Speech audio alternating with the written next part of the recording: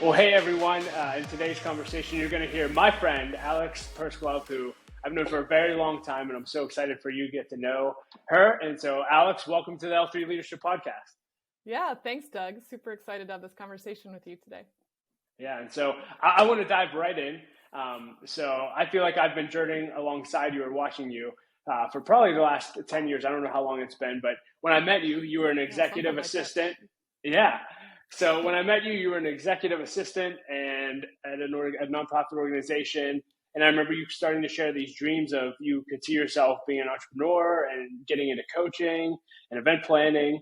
And then you actually took the dive and you've become very, very successful since. And so can you just give people kind of an 80,000 foot view of that journey in your life? Yeah. It always makes me smile remembering sitting at Starbucks with you, having these Yes. conversations.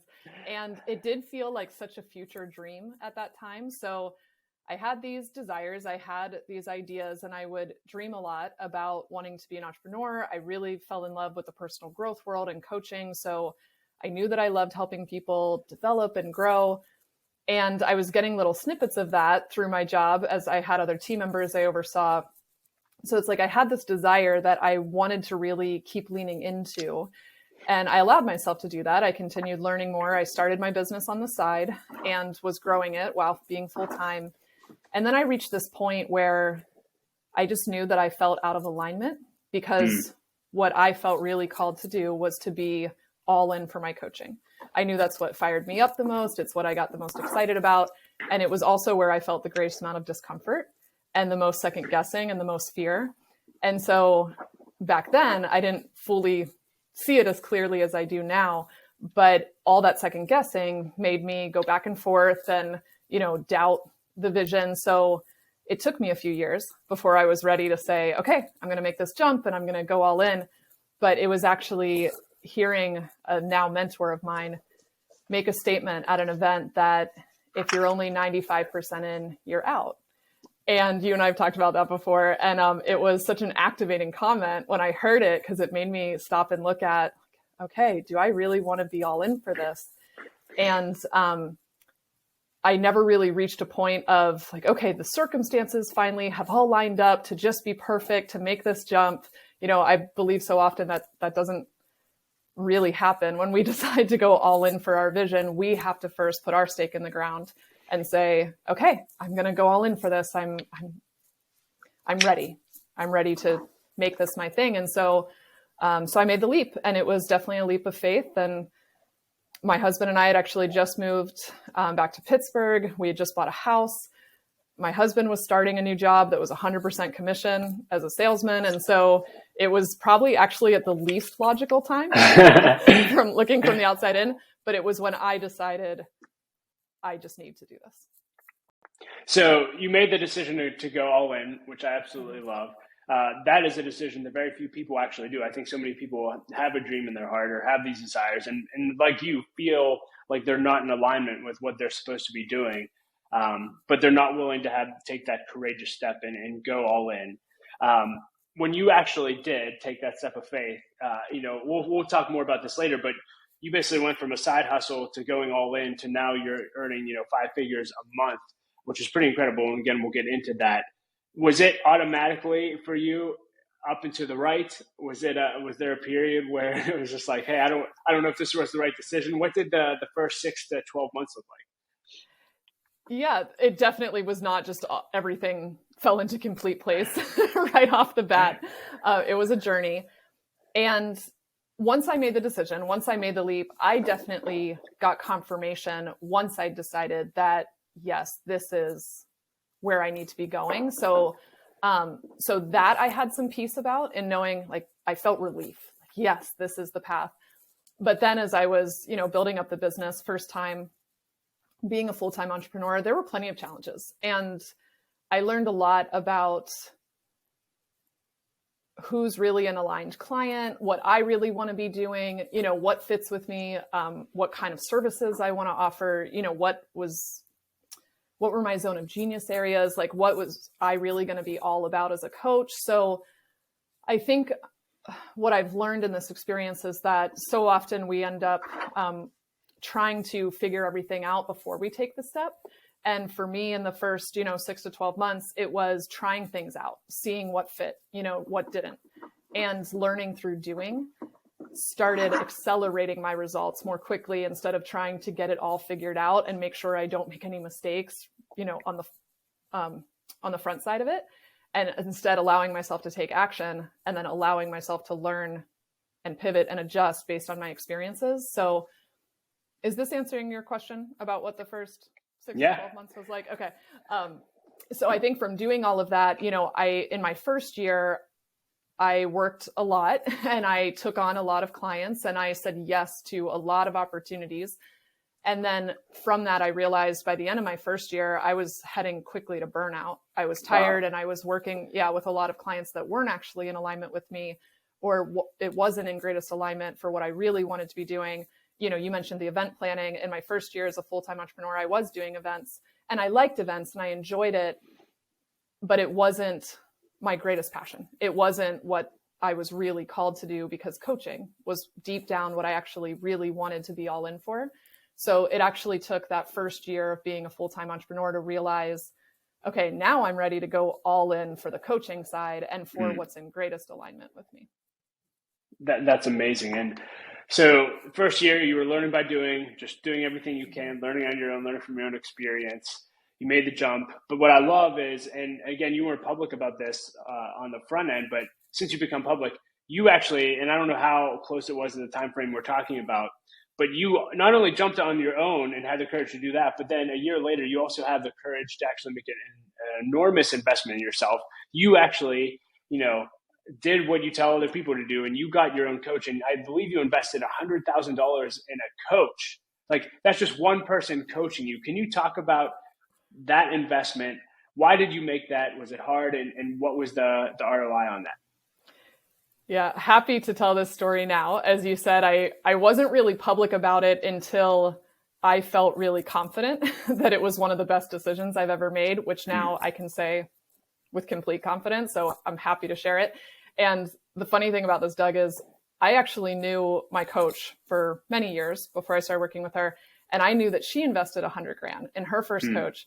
And when I first heard that, my reaction was, that's ridiculous. Like, who does that? That's so much money to spend in working with one person. Like, how do you even make that happen? And so it makes me laugh today to now say, oh yeah, I totally get, why someone would do that. And for me, one, there was looking at it from a logical ROI standpoint, that if working with this coach could help me grow my business and create a multi-six-figure business, from working with her for a year, then if you look at it that way, oh, okay, investing $100,000 to then create a multi-six-figure business that you can run year after year after year after year, is that a sensible ROI? Yeah. From the more spiritual standpoint for me, when I had this opportunity to work with her, I knew that what I actually was so drawn to about her was that she was unapologetic in who she really was. She had complete faith in herself and her vision. And that's what I was really attracted to. And I knew that I wanted the results in business, but what I also really wanted was to remove all the second guessing, all the self-doubt, and not trusting myself. I wanted to step into being that really empowered, confident leader that I believed inside that I was, but I didn't know how to express it or how to bring her out. So I made this decision to work with her, even though I had a ton of fear about it. I mean, my stomach was in knots the night I signed this contract. I was freaking out because I didn't have this money. I want to be clear. I didn't have $100,000 sitting in my bank account. I put the first few months on a credit card to pay for it. And so I was worried. What if this is the wrong thing to do? What if it doesn't work out? But I decided in that moment to put a pin in that fear and instead say, what do I really want? Do I want this? Do I feel drawn to it? Is it inspiring me? And it was. I was so excited about working with her. So I decided to follow what I wanted instead of doubting myself. And yeah, talk about the outcome of that. So you get a year's worth of coaching. How did that impact? What was maybe one or two of the greatest things that you drew from that? Yeah. So the results that I really desired, the becoming more unapologetic, removing the self-doubt, the second guessing, and creating more of that trust, that's what I really set my intention on. And so I started experiencing, just leaps and bounds in transforming in my self-confidence, transforming in my knowledge, and I'll say trust in myself as a coach. So as I was growing so much in confidence, then in turn, my clients are benefiting from it, because now I feel so much more confident in how I'm guiding them. I can guide them from my experience and can relate to their struggles. And so I can help them move through what they're struggling with, because I've done it now for myself. And so right away, the change in my confidence, my clarity, my conviction in my vision and my value just truthfully skyrocketed within a couple months. And when I started shifting in my way of being, my business came along with me. So, within, I think, 2 or 3 months, I took my business from an average of $3,300 a month to my first $16K month. And then my next month was $23K. So I'm experiencing these big leaps forward in my revenue, which to me was just reflective of the changes I was making in who I was being. And so much of it came down to trusting myself and trusting in my vision, and to letting go of all the people pleasing and the apologizing, the mask wearing, the self-sacrificing that I had been doing that had really been blocking me from creating the results I wanted. Speak to that specifically. I'm sure everyone on the planet deals with people pleasing, but that holds a lot of people back. Was there like a statement that helped? Was there anything that specifically clicked around that was helpful? Yeah, absolutely. It was when I really shifted my perspective on people pleasing and my definition of it. So I had always told myself that I people pleased because I wanted to be kind to other people, because I wanted to take care of other people and not hurt other people's feelings. And what I came to see is that people pleasing is actually being dishonest with someone to avoid their potential reaction to you. And so it's not actually kind. Yeah, it's actually comes from your ego, because you're trying to protect yourself. You're not really thinking about what's in highest service to this person and to you. So, you're just trying to avoid the bad reaction. And so it's actually a way to try to protect yourself and to get approval. It's not really in service. And so when I came to see that, and actually for a while, I started replacing the words people pleasing with lying and saying, well, I'm going to lie to this person so that I don't hurt their feelings, or I'm going to lie to this person so that, they're not upset with me for saying no or setting a boundary. And making that shift in my mind really helped me move out of the people pleasing, because I realized, I don't want to seek the approval of other people. I want to be self-approved. And for me, I like to find my approval between me and God alone. Wow. That is so good. And as I'm listening to you, talk about the true ROI, I think a lot of times when people think about coaching, or even just hearing, wow, Alex makes 5 figures, I wish I could. Give me the 10 business tactics that I need to do. What do I need to do to sell? And I'm sure there's skill involved with that, but it sounds like it was more about becoming the person that could actually do that internally. That was the real ROI, more than just, hey, here's how you sell, or here's how you coach. Is that what I'm hearing you say? Yes. And this is something I talk about all the time in my coaching and the classes I lead, that if you want to make a quantum leap forward in your results, then you first have to become the person on the inside who would create those results in order to create them. And so becoming that person on the inside means shifting how you see yourself and how you value yourself and your vision. So this is why in all the work I do, we always focus on your way of being and how you're thinking, how you're showing up, how you're treating yourself, how you're valuing yourself and your vision, because that's the essential piece to creating different results. That's how you produce different external results. It's not just about trying to do more of the same things, or yes, strategy matters. And I'll talk about that in a moment. And I always say strategy is about 15 to 20% of it. And then how you're showing up and how you're thinking is the other 80 to 85%, because that's what has the greatest impact on your results. So to give you a quick example, and then to address your question about like, what can people do, to accelerate their results? For me, one of the big shifts I made was how I viewed myself as a salesperson. And you'll actually find this really funny, Doug, because I specifically remember a conversation with my coach where I said to her, I was like, I just don't see myself as a salesperson. I'm not like, when I think of a salesperson, I think of like my friend Doug Smith. That's who I see as like, he's really charming and he gets along with people and, and he's great at, now I know you're, working for a nonprofit, but that you're still presenting the ministry, and fundraising is a version of sales. And so anyway, I thought of you and I was like, I'm not like that. I don't know that I could ever be a salesperson. And yet I'm an entrepreneur and every entrepreneur is a salesperson. So I knew I had to shift my mindset around that. And I had to start seeing myself as a salesperson. So we looked at how I was defining sales and recognizing that, that I was thinking sales was having to prove your value, having to like put on a pitch and a presentation and convince people that they should work with you. And when I shifted it and redefined it, I have now come to embrace what I call sales and service, which is that sales is an honest and open exploration to determine if it's a right fit for you to work together. And so sales is giving someone an experience of you so they can make a clear decision on if they're a yes or a no.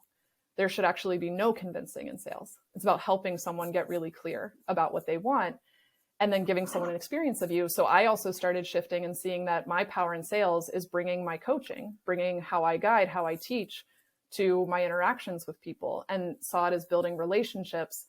And so, through all of that experience and over the years, I've now come to see myself as a great salesperson and I love sales. And if you'd asked me that a few years ago, I wouldn't have believed you. But now I'm like, yeah, I absolutely love sales. I love teaching sales and I'm on the pathway to becoming a master of sales. And that absolutely shifted my results in sales. Wow.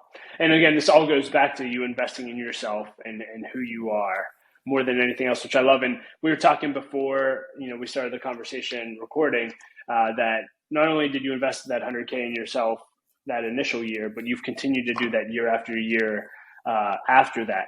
Can you talk to people? So I'm sure people are listening to this thinking the exact same thing you thought when you initially pitched us, like 100K, what? And there's no way I'm putting it on a credit card. Alex, you're crazy. What would you tell someone about investing in themselves? You're a coach. What? And you don't have to convince us. Don't sell us. Just do your thing. Yeah.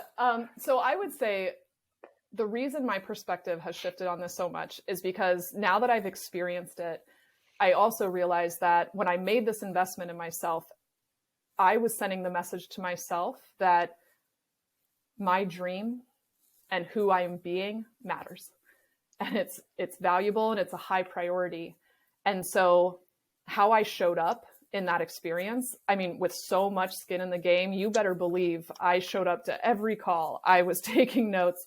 I was making and implementing the changes that we talked about because I had so much on the line. So for me, it was part of the investment was how it impacted how I valued it, right? So making that huge investment really created me just being all in for the experience. And so I truthfully today look back and I can't believe how much I have changed and how much I've grown and evolved, and not just in who I am as a businesswoman, but my faith is, just so much deeper than it ever was before. My marriage with my husband is, we've grown leaps and bounds in the last few years. We have such deeper intimacy and connection now. So it was about my business, and that's been a huge, celebration. But I would tell people who are thinking about things like this and how you're prioritizing or investing in your vision, your dreams, and your investment can be, time, energy, money, but how you overcome your challenges and how you move through them in order to create more of what you want comes down to how you're valuing yourself and your vision. If you're really valuing you and your vision, you will approach your challenges differently and you'll overcome them with more ease. You'll overcome them more quickly. And that's how you're going to create greater results in a much more potent way. And so how you invest in yourself ties into that. Does that make sense? Yeah. Yeah. So I want to start to shift into, so you invested in coaching for yourself. Let's just talk about coaching. And I just want to hear, some of the things that you've learned from being a coach, but not only should people invest in themselves, but why should people invest specifically in coaching? I think a lot of times when people think, oh, well, I'm not the CEO of a massive company, I don't need coaching. How can people benefit and why should people invest in a coach? Yeah. Well, first of all, I'll say that there's so many different kinds of coaches, right? And there's leadership coaches, professional development, career coaching, health coaching, mindset coaching, self-love coaching, nutrition coaching, all those different things, business coaching. And so I've had this conversation with multiple coaches before that while there's different kinds of coaching that address different tactics and strategies, and yes, that's always part of it. And so if you're looking to overcome a challenge in your life that aligns with one of those areas, why not ask for help from someone who's done it, who has had the experience? I'm a big believer in allowing yourself to be supported. And I think it's Tony Robbins his quote, success leaves clues. You don't have to do it all on your own. You're worthy of getting support. You're worthy of, having help around you to help elevate you and lift you up so you can step into your vision and overcome your challenges. So if you're having a struggle somewhere, you're feeling a challenge or stuck in something, or you just want to amplify and, add fuel to the fire of what you're doing, then why not ask for help and support? And circling back to what I was going to say a moment ago, that I've talked with other coaches about how even though we all have these different areas of expertise, all coaching also ultimately comes down to helping people develop more trust in themselves, to take care of themselves, to increase their knowledge. So it's all about self-betterment. And whenever you invest in yourself, that also means you then have the ability to impact other people on a greater scale. So I think sometimes, and this was something I struggled with, was feeling like it's selfish or it's all about me if I invest in myself. I mean, especially when I made the huge investment I did, of course, those questions came up of like, is this really selfish to spend my money on myself? But now that I've seen the impact of it, I realize you can't pour from an empty cup. You can't help other people if you're not filled up. And so when you invest in yourself, you better believe that has a ripple effect, throughout the pond. Yeah. So you've coached people, and I think so many people, the reason they even think about getting a coach is they felt like they're being held back in their life, because really coaches help people go further faster, I think. Mm-hmm. And so what are some common things that you see hold people back, whether that's someone who wants to lose 10 pounds, someone that wants to start a coaching company, or someone that's leading at an executive level of a huge Fortune 500 company? What holds people back from their potential? So just like I said before about the strategy versus how you're being and showing up, I'd say probably 15 to 20% of it is knowledge, right? Needing to gain knowledge, expertise, learning. And then I'd say that the other 80% of it comes down to fear and self-doubt. So that was something that became so apparent to me in the work I did on myself, where there were times I remember I'd think, okay, no, I just truly don't know what to do. Like, I'm just confused. I don't have a clear path. And anytime I was confused or stuck, we could trace it back to a fear that was keeping me there. And so fear is a spectrum, and fear doesn't always just mean sitting there feeling afraid. Fear means confusion, lack of clarity, doubt, worry, anxiety, all of that falls on the fear spectrum. So that's one of the greatest things that comes up to block us from overcoming our challenges, because fear is often activated when we go into the unknown, and the unknown is our discomfort zone. So I think one reason people fear so much is they fear failure, right? And I know there was a question, along these lines that made a big impact that I would love to hear you talk about, is just the question of what if I get it wrong, right? So you invested $100,000. What if you didn't implement anything and didn't become anyone near or what if you launched your business from being an executive assistant and it just failed completely and everyone thought you were, talk about that question. What if I get it wrong? Because I think that's at the root of so much failure in the space. Oh, absolutely. And like I just said, how I could always trace my confusion back to a fear, that was almost always the fear was, what if I'm wrong? What if I get it wrong? What if I fail? And I came to switch my definition on failure. So I don't actually really believe in failure. I believe that people stop. So mistakes, setbacks, those things are going to happen. You will not do it perfectly. And I've been thinking about this a lot, even just recently, that the only way you can actually avoid mistakes is to not be in the arena, to not be going after what you want, to not be pursuing your dreams or even being in leadership. So for me, I think reframing failure and recognizing that, oh, wait a minute, I have a right to make mistakes. It's okay to make mistakes. And my mistakes are actually a great tool for me because they teach you so much. So instead of thinking about being so destination oriented and worrying like, what if I get it wrong? Or what if I fail? What if I don't do it right? When you go into that destination oriented thinking, you put yourself in a little box, right, of fear, doubt, and worry that's going to keep you stuck. So I invite shifting away from that into looking at how can I grow and learn from this? How can I get the absolute most learning from every experience? And then accepting all of myself in the process. So again, accepting, okay, I'm going to make mistakes and it's okay that I'm not perfect because I'm going for it. What can I learn from this? And something I say with a lot of my clients is we talk about leaning into trusting in this or something better. Trust that you're going to get the results you want when you give it your best shot, or something better is going to come. You're going to learn a lesson you needed to learn from it, or some other opportunity is going to arise that you didn't expect.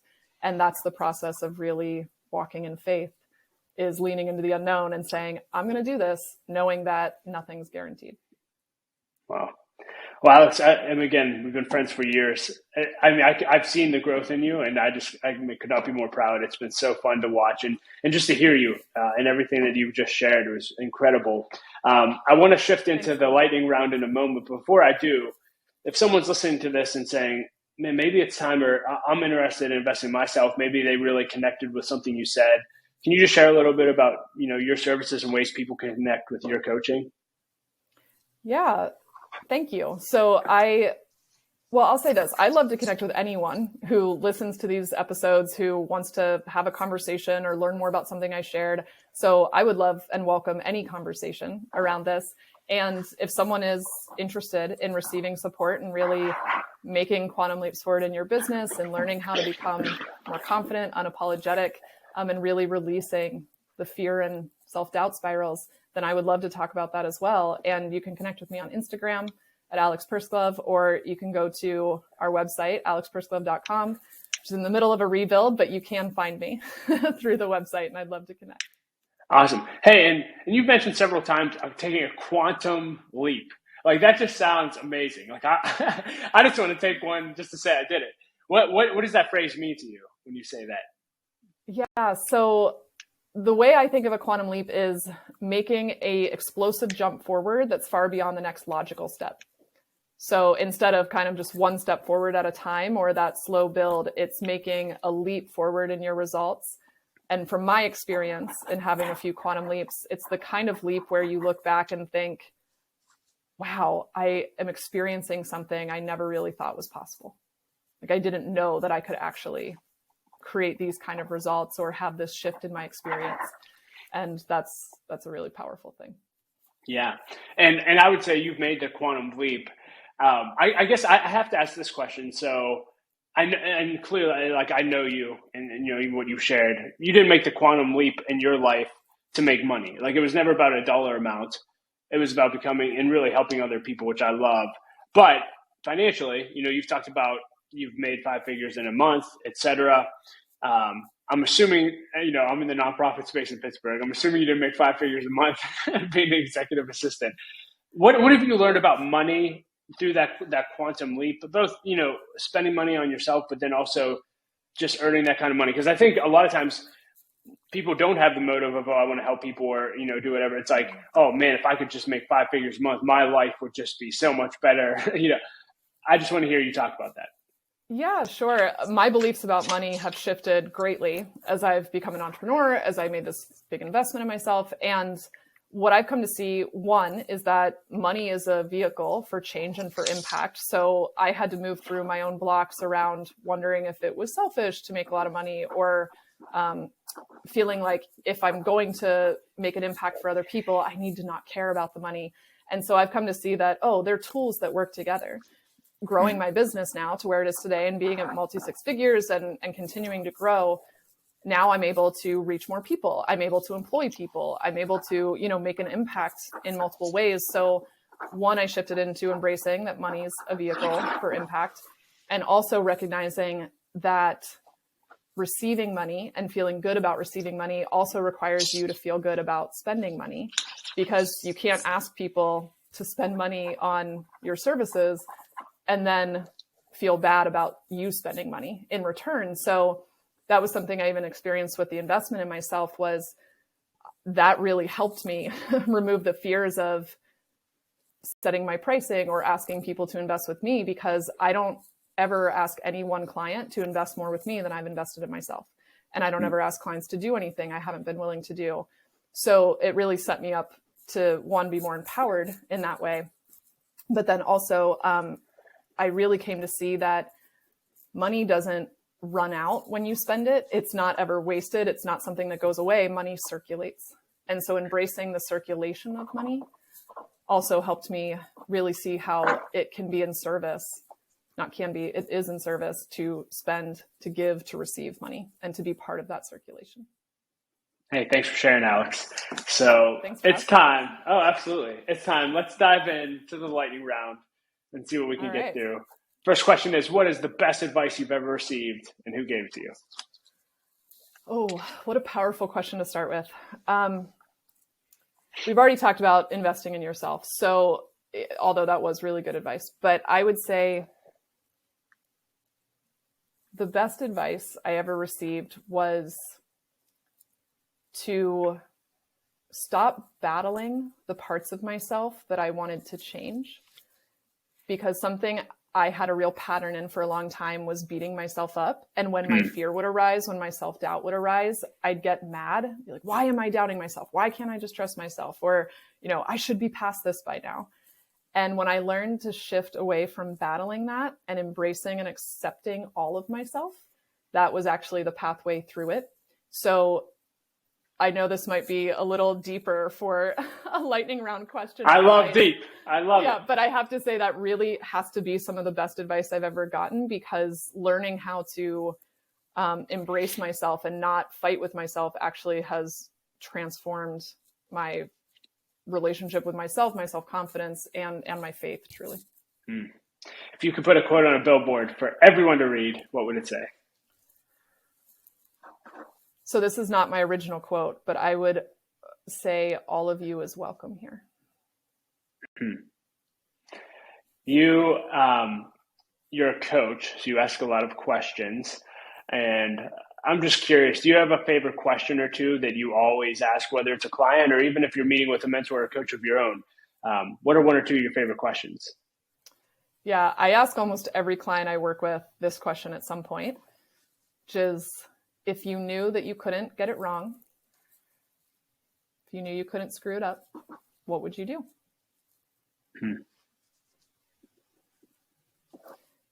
You asked for one or two questions? Yeah, I didn't know if you had another. I was just waiting. Yeah.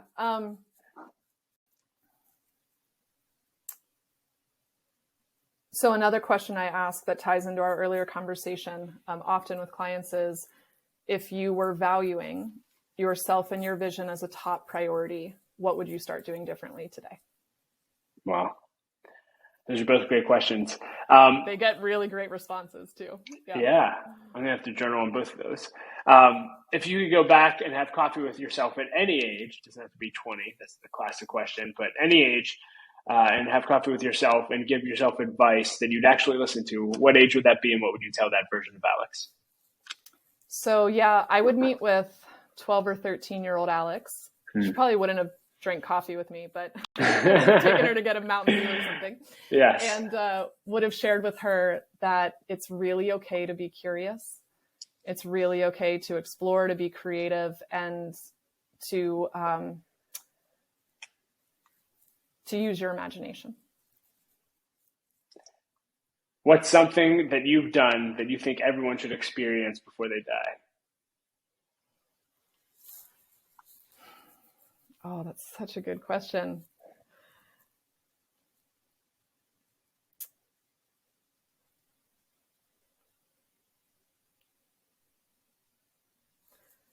Well, I'm hesitating because I have an answer, but I'm thinking we already talked about this so much, but let me go ahead and share the truth. Let's go. Yeah, I would say working with a mentor or a coach who is going to help you remember who you really are and who you were made to be, not who everyone else says you should be. So good. So Alex, as we close our conversation today, is there anything else you want to leave leaders with today? Yeah, I would just encourage everyone that from my experience, one of the greatest things you can do to be in highest service to those around you is to cultivate that trust with yourself and coming to know who you really are. That's so good. And I just want to remind everyone, we'll include links in the show notes on how to connect with Alex. If this piqued your interest or you connected with her, I highly encourage you to reach out. She can add massive quantum value to your life. So thank you, Alex. This was so much fun. And I look forward to continue to watch you grow and make a difference in the world. Thank you, Doug. So appreciate you having me.